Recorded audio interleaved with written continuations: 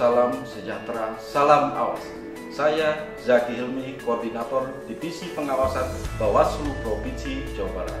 Beserta SKPP yang kami banggakan, dalam kesempatan kali ini kita akan berdiskusi tentang tema tahapan pelaksanaan pemilu dan pilkada. Tahapan pelaksanaan pemilu dan pilkada yang dimaksud berdasarkan Undang-Undang 7 tahun 2017 dan Undang-Undang 10 tahun 2016 serta peraturan KPU dan peraturan Bawaslu terkait pengawasan. Proses tahapan pelaksanaan pemilu dan pilkada merupakan bagian penting untuk menilai pemilu dan pilkada apakah telah sesuai dengan undang-undang dan peraturan yang berlaku. Apakah sisi kontestasi dan partisipasi publik telah terjamin, yang muaranya menilai apakah pemilu telah dilakukan secara demokratis. Berikut saya sampaikan tahapan pelaksanaan pemilu dan pilkada. Tahapan pelaksanaan pemilu presiden dan wakil presiden, DPR, DPD, DPRD, provinsi dan kabupaten kota terdiri dari tahapan persiapan, dimulai dengan sosialisasi, perencanaan program dan anggaran serta penyusunan peraturan pelaksanaan penyelenggaraan pemilu, pembentukan badan penyelenggara pemilu ad hoc. Tahapan pelaksanaan, pemutakhiran data pemilih dan penyusunan daftar pemilih, pendaftaran dan verifikasi peserta pemilu, penetapan peserta pemilu, penetapan jumlah kursi dan penetapan daerah pemilihan, pencalonan presiden dan wakil presiden serta DPR, DPD, DPRD provinsi, kabupaten kota, masa kampanye, masa tenang, pemungutan dan penghitungan suara, penetapan hasil pemilu. Terakhir, pengucapan sumpah janji presiden, DPR, DPD, DPRD provinsi dan kabupaten kota. Pilkada terdiri dari tahapan persiapan berupa sosialisasi, perencanaan program, perencanaan anggaran dan peraturan, pembentukan badan penyelenggara ad hoc.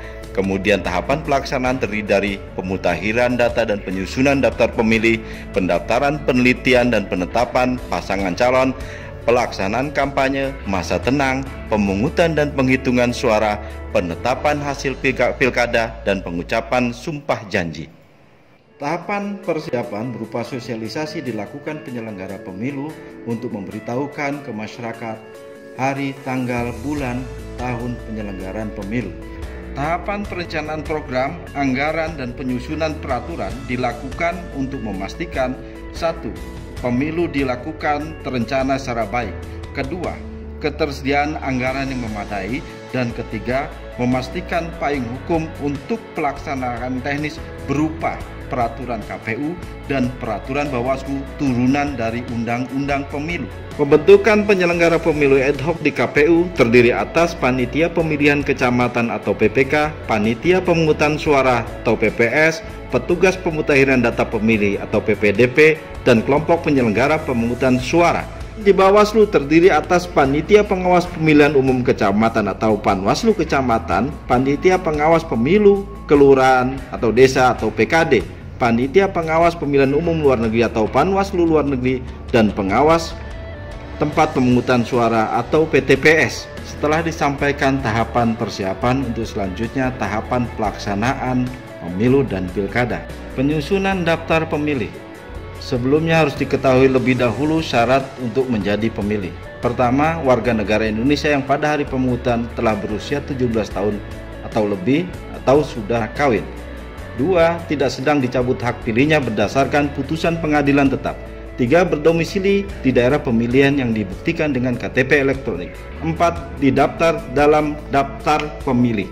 Berikutnya instrumen penyusunan data pemilih terdiri atas 1. DP4, yakni daftar penduduk potensial pemilih. Pemilihan adalah data yang disediakan oleh pemerintah yang berisi penduduk yang telah memenuhi syarat berupa nomor urut, NIK, nomor KK, nama lengkap, tempat tanggal lahir, jenis kelamin, status perkawinan, alamat, dan status perekaman. Kedua, daftar pemilih tetap pemilu terakhir. Ketiga, hasil verifikasi, yakni berupa validasi oleh penyelenggara pemilu secara berjenjang di seluruh tingkatan dan berdasarkan rekomendasi pengawas. Lantas bagaimana alur penyusunan daftar pemilih? Pertama, penyandingan DPT terakhir dengan DP4 oleh KPU RI. Kedua, penyusunan daftar pemilih oleh KPU atau KIP Kabupaten Kota untuk menyusun daftar pemilih berbasis TPS. Ketiga, pencocokan dan penelitian oleh Pantarli, mencatat pemilih MS yang belum masuk, memperbaiki data, mencoret pemilih meninggal, pindah domisili, beralih status TNI atau Polri menjadi sipil. Yang keempat adalah penetapan daftar pemilih sementara atau DPS melalui rapat pleno terbuka di seluruh tingkatan penyelenggara untuk kemudian diumumkan untuk mendapatkan tanggapan masukan dari masyarakat.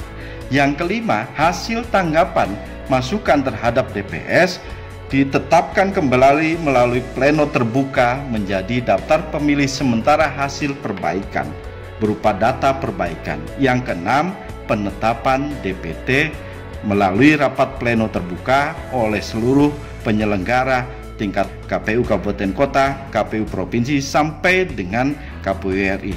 2. Tahapan pendaftaran dan verifikasi peserta pemilu. Partai politik untuk menjadi peserta pemilu melakukan pendaftaran ke KPU dengan menyerahkan persyaratan sebagai berikut. Berstatus badan hukum, memiliki kepengurusan di seluruh provinsi, memiliki kepengurusan paling sedikit 75% dari jumlah kabupaten kota di provinsi bersangkutan, memiliki kepengurusan paling sedikit 50% di jumlah kecamatan, menyerahkan paling sedikit 30% keterwakilan perempuan, memiliki anggota paling sedikit 1/1000 dari jumlah penduduk pada pengurusan partai politik, memiliki kantor tetap, mengajukan nama, lambang, dan tanda gambar partai politik ke KPU, menyerahkan nomor rekening partai, menyerahkan salinan ADART partai politik. KPU melakukan verifikasi partai politik melalui penelitian administrasi dan verifikasi faktual. Verifikasi administrasi meneliti kelengkapan, kebenaran, dan keabsahan. Verifikasi faktual, pembuktian keabsahan dan kebenaran persyaratan. Metode verifikasi faktual dilakukan secara sampel acak sederhana oleh KPU atau KIP Kabupaten Kota dari jumlah anggota partai politik 100 orang. 3. Tahapan penetapan partai politik peserta pemilu. KPU menuangkan hasil penelitian administrasi dan verifikasi faktual persyaratan partai politik ke dalam berita acara penetapan partai politik. KPU menyampaikan pemberitahuan kepada partai politik. KPU melakukan pengundian nomor urut partai politik dan melakukan penetapan peserta pemilu dalam rapat pleno terbuka. 4. Tahapan penetapan jumlah kursi dan daerah pemilihan. Jumlah kursi anggota DPR ditetapkan sebanyak 575 kursi, DPD sebanyak 4 kursi pada tiap provinsi. Jumlah kursi DPRD provinsi paling sedikit 35 dan paling banyak 120 kursi. Sedangkan jumlah kursi DPRD Kabupaten sebanyak 20 paling sedikit dan 55 kursi paling banyak.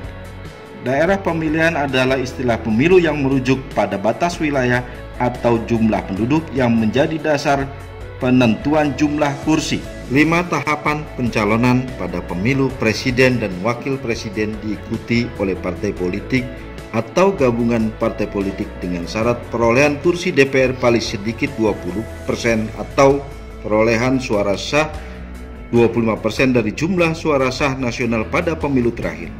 Pemilu DPR, DPRD provinsi, dan kabupaten kota diikuti oleh partai politik yang telah dinyatakan memenuhi syarat sebagai peserta pemilu. Pemilu DPD diikuti oleh perseorangan dengan menyerahkan sejumlah dukungan sesuai dengan ketentuan.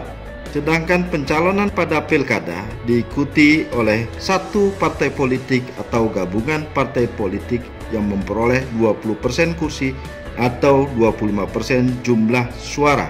Kedua, calon perseorangan diikuti oleh perseorangan dengan menyerahkan sejumlah dukungan sebagaimana yang telah ditentukan.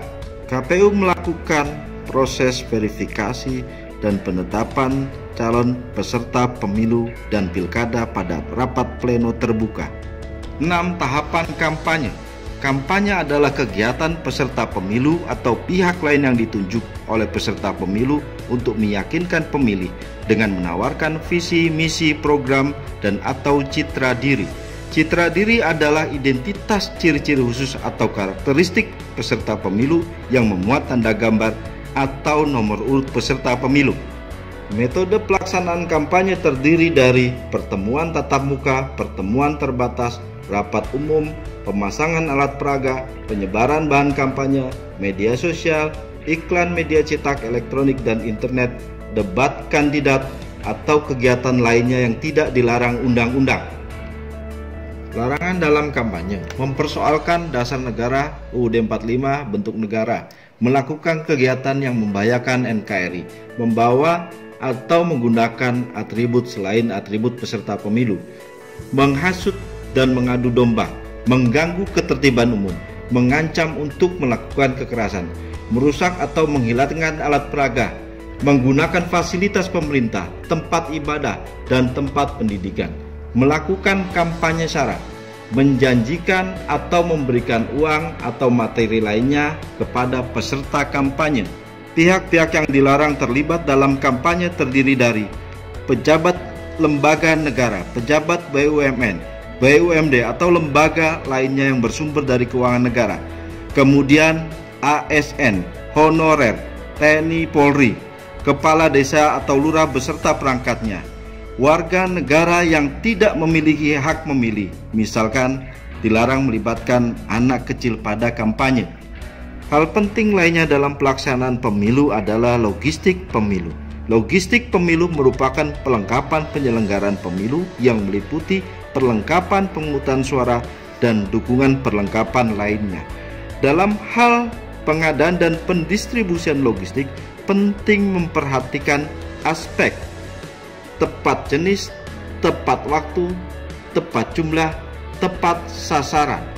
Logistik di TPS terdiri atas kotak suara, bilik suara, surat suara, formulir, alat bantu tunanetra, daftar pasangan calon, tinta segel, tanda pengenal, dan perlengkapan lainnya, serta pemilu menjelang 3 hari pemungutan suara dilaksanakan.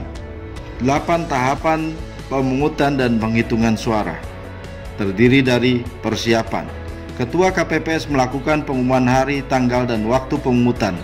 Ketua KPPS melakukan penyampaian formulir model C atau pemberitahuan pemilih paling lambat 3 hari sebelum pemungutan suara. Ketua KPPS memastikan perlengkapan pemungutan suara dan penghitungan suara diterima paling lambat 1 hari sebelum pemungutan suara. Pemungutan suara dilakukan oleh petugas KPPS yang terdiri dari 7 orang dan ditambah 2 orang petugas Linmas.